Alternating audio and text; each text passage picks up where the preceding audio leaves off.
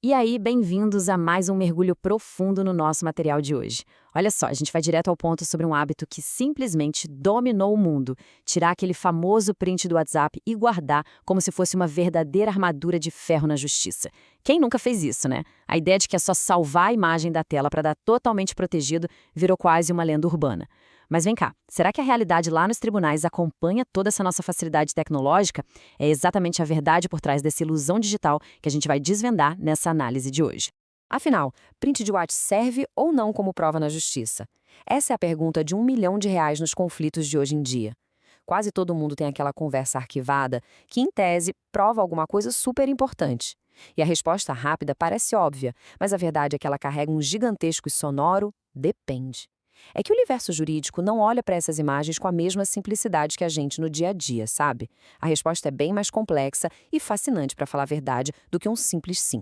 Bom, para deixar tudo muito claro, o nosso roteiro vai passar por 6 passos rápidos. A gente vai ver o valor do print, quando a prova falha, a força do contexto, a ata notarial na prática, os limites e defesas legais e, por fim, as regras para provas seguras. Vamos direto ao que interessa, começando pelo primeiro ponto. Ponto 1. O valor do print e o rastro digital de papel. Partindo daqui, não dá para ignorar como os aplicativos de mensagem simplesmente engoliram aquele antigo rastro de papel. O que antes exigia um documento físico, assinatura, firma reconhecida, hoje acontece em questão de segundos, bem na palma da mão.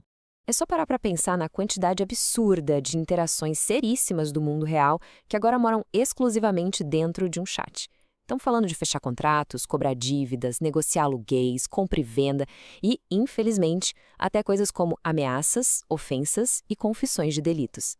A vida em sociedade inteira, com todas as suas obrigações, foi transferida para dentro desses aplicativos. Isso cria uma necessidade urgente, mas urgente mesmo, de ter consciência jurídica sobre cada coisinha que é digitada ali. E essas situações cotidianas ilustram perfeitamente como a informalidade costuma enganar a gente. O que parece ser só uma troca de mensagens qualquer é, na vida real, a criação instantânea de vínculos legais pesadíssimos. Quer ver? Uma simples frase mandada de bobeira, tipo "eu te pago o mês que vem", é lida por um juiz como um reconhecimento de dívida em letras garrafais. Mandar um "faço serviço por R$ 2.500", pronto, virou uma proposta de contrato vinculante. Um xingamento jogado num grupo de família ou de trabalho se converte na hora em dano à imagem. A linguagem pode até ser super casual, mas o peso legal, esse é absoluto. E isso nos leva ao ponto 2. Quando a prova falha e o grande mito da captura de tela.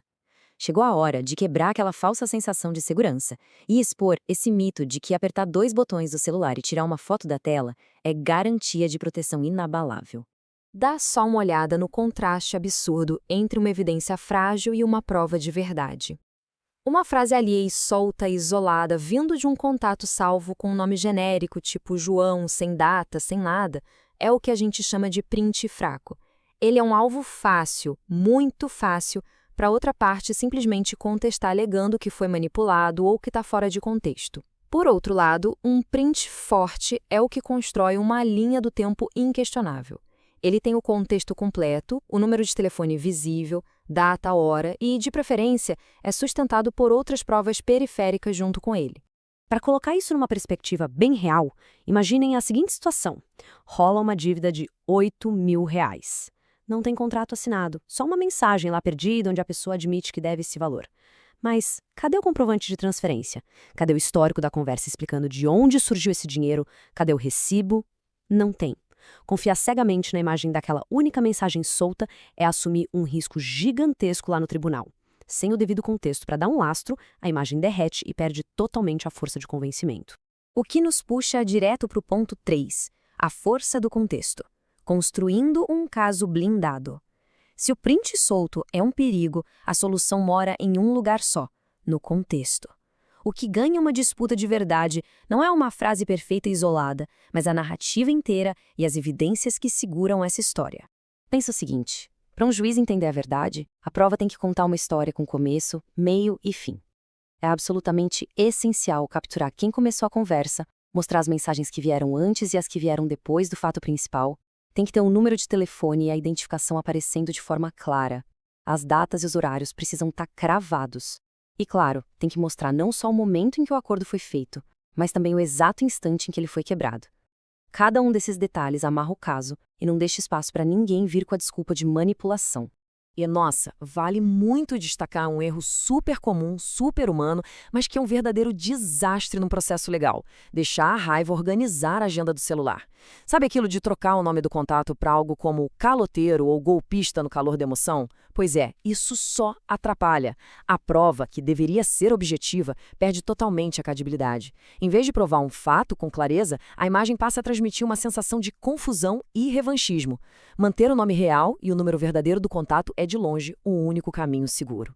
Avançando para o ponto 4, ata notarial na prática e a ideia da testemunha imparcial. Quando o bicho pega e a situação exige aquele rigor máximo, entra em cena uma ferramenta fortíssima, mas que muita gente desconhece. Ela foi feita justamente para blindar de vez os arquivos digitais, a tal da ata notarial. Então, o grande pulo do gato aqui é entender a mágica por trás desse procedimento. O que é a ata notarial?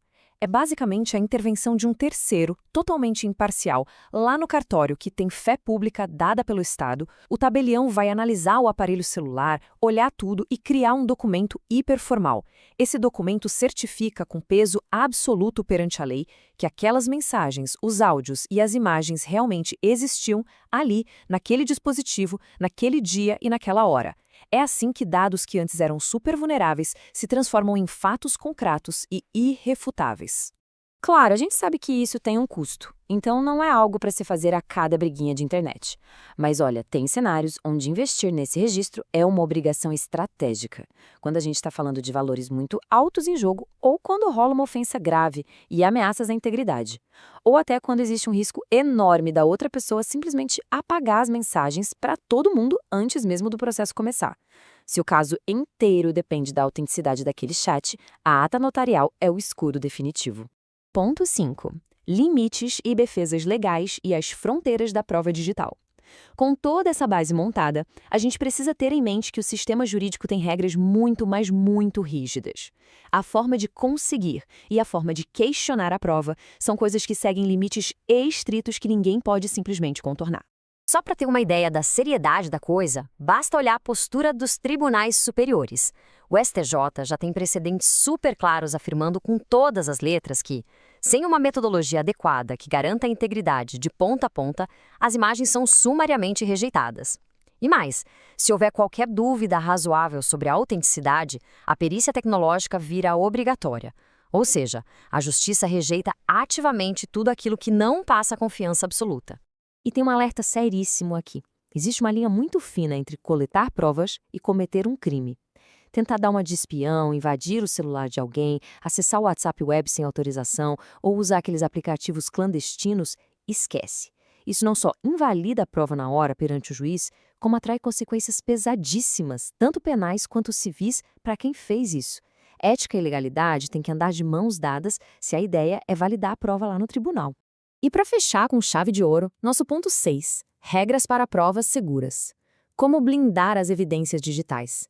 Depois de tudo isso, a gente reuniu um guia prático, um verdadeiro checklist definitivo para usar no dia a dia e garantir que conversas comuns possam virar documentos judiciais de excelência. Tem uma lógica simples e rigorosa para seguir sempre. Número 1. Nunca, jamais apague a mensagem original na tentativa de liberar espaço no celular. 2. Deixe os dados completos sempre visíveis, como data, hora e o número de telefone. 3. Faça backup regularmente. É a única salvação contra quebras ou roubos de aparelhos. E 4. Não faça absolutamente nenhuma edição, corte ou colagem na imagem. Tentar mexer na imagem é implodir o próprio argumento. O material traz ainda uma dica de ouro, algo super proativo e fácil de aplicar. Se um acordo foi fechado de boca ou num áudio rápido, o grande segredo é mandar logo em seguida uma mensagem de texto fazendo um resuminho, algo detalhando exatamente o que foi negociado, qual é o custo e qual é o prazo. A partir daí, é só esperar um sim claro da outra parte e pronto.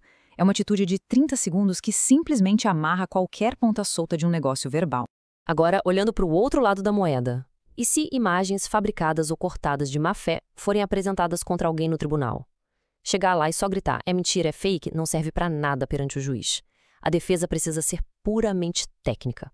Tem que impugnar o documento de forma específica, apontar falta de contexto lógico, exigir que o aparelho original seja apresentado e fatalmente solicitar uma perícia técnica. A melhor defesa se faz justamente atacando a integridade e a metodologia daquela prova. O que inevitavelmente nos deixa com um pensamento final bem provocativo.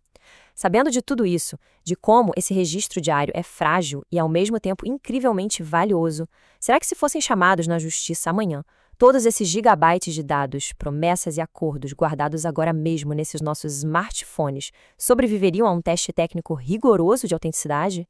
Fica aí essa reflexão fundamental sobre como o nosso próprio rastro digital vem sendo gerenciado nessa era hiperconectada. Muito obrigado por acompanhar essa exploração de hoje e até a próxima.